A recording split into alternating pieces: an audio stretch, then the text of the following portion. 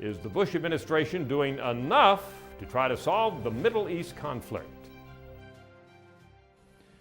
Reaching the necessary agreement will require tough decisions and painful concessions by both sides, but America is committed to moving the process forward.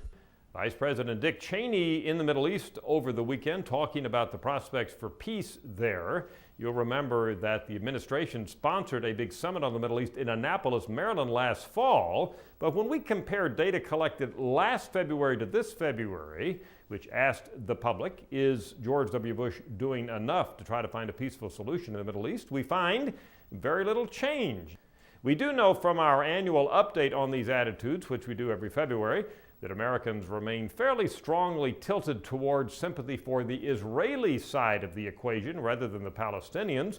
The numbers go up and down over time, but right now almost 6 out of 10 Americans say they're sympathetic to the Israelis. Less than 20% are sympathetic to the Palestinians.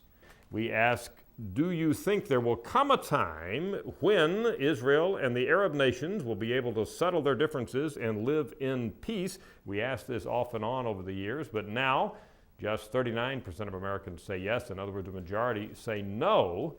We found this fairly consistently, although not always. Basically, Americans remain fairly uncertain that this ongoing, long-term conflict, crisis in the Middle East will ever be resolved. I'm Dr. Frank Newport, editor-in-chief of the Gallup poll.